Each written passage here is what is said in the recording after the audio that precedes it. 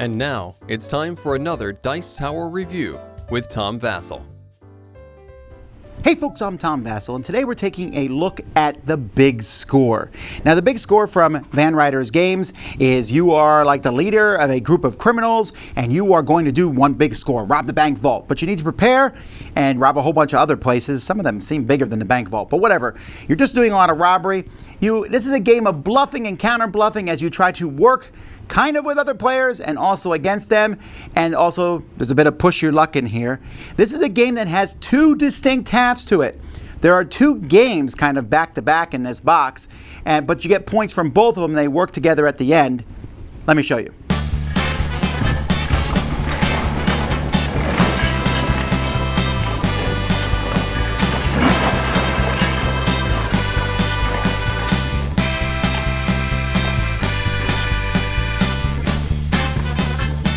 The big score takes place with two distinct halves to the game. The first half is the small jobs. These are things that you're going to be sending people out to rob. And this half takes place in 3 rounds. So in each round, you're going to deal some jobs cards. You have this big pile of jobs cards face up here. And it shows the different people you need to finish the job and the reward. You're going to have a big handful of crew cards. So we have conman, greaseman, muscle, driver, gunman, hacker, and I think I said muscle already. Anyway, these are the different people, and drivers, I suppose. So you have all these different people here. You're going to shuffle this deck, and you're going to deal a certain amount out to each player, depending on how many players. So for an example, in a 2-player game, you each get 9. In a 6-player game, you each get 5. You'll then take a look at the cards you've been given. You'll pick one to keep, and then pass them around doing a draft. Once everybody has everything that they need, they are then going to assign them. Each player is going to have a bunch of tokens that match their character. At the beginning of the game, each player is going to get a character, which gives you a starting benefit. So, for example, from the Brute, I can start with a diamond or 100,000. If I start with the 8 Queen, I can start with a diamond or one of these idols, etc. So if I'm the collector, I'll start with this safe. So I have a lock safe that I start with. Anyhow, you get a bunch of these tokens that match 1 through 6, and then this one here, which shows 3 starred tokens. And you're going to assign your people to the different jobs. Now, you cannot communicate with the other players. You cannot say where you're going and which jobs you're going to send people to. You just got to work together to do that. Now, some of the cards that you get are expert cards. They're marked with a star here. You can assign these people to training. You put them under training, and unlike the rest of the crew, I can put someone under here and they'll stay under here until the 3rd round, because if you get 3 of the same one, so if I get 3 muscle under the training, I will have a special ability from this character that I can use in the second half of the game. Anyway, once everyone is done, you're going to reveal them one at a time. So let's say number 1's revealed, and I show that I took 2 con men and a gunman to this spot. And Bob sent a greaseman, and he sent a hacker, and Joe sent a gunman. Well, we have more than what we need. We have 2, 1, 1, and 1. We have all the different symbols that we need for this particular job. So everybody involved gets 50,000. Let's say we're missing some of the symbols. In that case, each person starts with this jack of all trade tokens. Everyone puts it out in their hand and reveals it to show whether they're using it or not. If you use it, you'll flip it over, and this counts as any one symbol.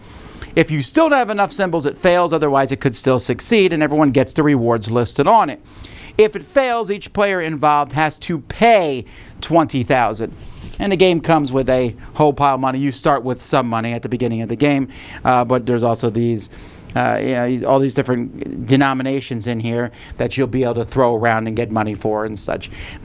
So hopefully you can finish the different jobs and get the money. So after you go through all 6 jobs, we do 6 more, we do 6 more. Anybody who has played 3 expert cards will get their special abilities, and we go to the 2nd round. The 2nd round involves this big vault here. You're going to be robbing the bank. You don't have to use this big piece here. You can use this draw bag instead. There's a bunch of tokens in this bag, and you're also going to put some out here, and this is considered to be the vault 4.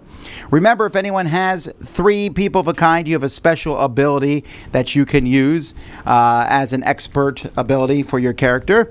And then each turn, each person is going to decide whether they're going to rob the vault or flee from the vault. And that's pretty easy. You just reach in here.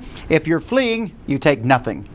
If you rob the vault, you take a token. Once everyone's done, they reveal the token that they've taken. If you got a token that's not a police officer, you're able to put this in front of you, and you get to keep it if you eventually flee before the police strike. If you draw one of these tokens, too bad. That's added here, put on the number of players, and if it gets to bust it, anyone who's still in the vault gets nothing. So you can see a lot of the stuff in the vault is very similar to things that you would get. This is worth money. These are diamonds. These are those idols. And there are also keys in here. So once everyone's busted or everyone has fleed or both, then you are going to count up your final totals using these. This shows you, by the way, what the tokens are in the vault. But you're going to be scoring at the end of the game. So at the end of the game, your money is just worth points. There's some big tokens in here worth 150 and 200,000. Your hard drives, these are locked hard drives. I call them vaults. I'm sorry, they're hard drives. If it's still locked, nothing. But if you get a key for it, and that key, by the way, fits very nicely. See, here you have your locked hard drive. Now it's unlocked. Now it's worth 200,000. But you need both for that to work. Artifacts. Each artifact's worth 30,000, and whoever has the most gets 250,000. And then diamonds. The more diamonds you have, the more they are worth, which could be an exceedingly huge amount of money. Whoever has the most money is the winner. Hey, remember I mentioned those special abilities? Here's a couple examples. When you are going through the vault, by the way, you can always trade one of your tokens with a token that's on the floor of the vault here. So that's a good way to get the exact token you want. The con man can trade any one of his tokens that he's got, not just the one he drew now. And so each person, like the hacker, if he has a key or a hard drive that doesn't have a match, it just becomes worth 50,000. So they have like different special abilities that they can use too. That's how you play. Most money, woohoo, you won. So obviously you want to look at this vault here. The vault is big enough that when it's on the table, you can't see what's inside. It's pretty big. It's a magnetic board that has a cardboard piece at the bottom, and so it doesn't pop apart very easily, which is nice. If it didn't have that piece at the bottom, yeah, it would come, well, also there wouldn't be a 4 to the vault. Some people are going to prefer the bag to the vault. That's fine. The starting player piece is this amazing giant glass diamond. That's really cool. I like this as a starting piece. That's pretty neat. And the stuff themselves, I really like a few details it did in this. For example, here we have the Ice Queen. In round 1, we do this, and we know that you are passing your cards to this direction because you're going to put the cards that you pass when drafting on the person's board, and then when you flip, you just go the other way. So it just flips back and forth for the different rounds. So that's kind of nice. And also there's the artwork. Some people will like the artwork. I like, as I showed you, the hard drives and the keys going together. The money's not paper money, happily, and there's diamonds and things like that. Overall, the components for this game are pretty top notch. The card quality is really good, has some nice linen on it. The different characters are easy to tell by color, by symbol, by how they look. Even if it does look like this guy comes from a popular video game, it's really good quality. I'm very impressed with it. The big score is kind of interesting in how there is these two games, and somehow they're put together. It almost feels, it almost feels like they were designed as two separate games and then they came together with the point scoring. I know that's not quite true, but it is a little jarring when you go from one to the other. Yes, you can get a special ability in the first one that works in the second one. That actually felt like the weakest part of the game to me because the special abilities are okay, but you saw that card. There's a lot of complicated text there. They're not that complicated, but I just didn't feel like that added a whole lot to the game. I thought the first part was more interesting, just basically going to the different jobs. Now, the first part's interesting because you're not allowed to communicate with each other, but you are drafting, so you are seeing what cards are there. You're like, well, I haven't seen very many muscles go around at all, and that job requires 2 of them. I don't think I'm going to go to that job at all. And so, if you're watching the cards as they go around, you can know that information. But at the same time, when you do go out to the job, sometimes the job just gets overblown and done. Everyone goes. If everyone's a part of a job, then who cares because everyone gets the same reward. Usually, I mean, if it's vaults, that might not be the same because some people get the keys and some won't. But the Jack of all trades is the very hold your breath moment there. You're missing one token. 3 people are involved in the job. I don't want to use my token. I want you to use your token because I want to save mine for later on when I might need it more. And so we all put our tokens out, and it's like, am I going to waste my token or not?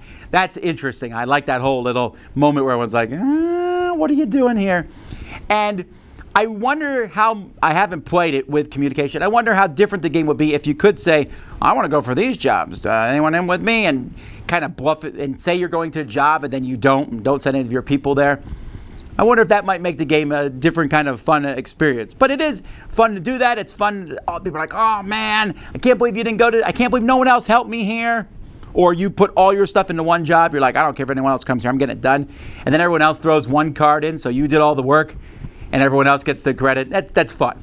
The different ways of scoring are also fun. The second half is very similar to games like Ink and Gold. You're just pushing your luck. I'm going to pull from here. And I've seen the cop things come out really fast. I've seen them take a while to come out. And as you are slowly pulling, you're like, okay, this is where I'm going to jump out. And oh, no, okay, one more round and then I'll pull out. I like that. But like I said, it feels like a different game than the first half. But the two games together, they do have the same reoccurring theme. Stuff, the key tokens from the second half are needed for the vaults, the hard drives from the first half. The money, everything works together point-wise, so it does work as one whole game. And if either of those sounds interesting to you, I think you should give it a try. I liked it. So that's The Big Score. Check it out. Dice Tower Judgment approved.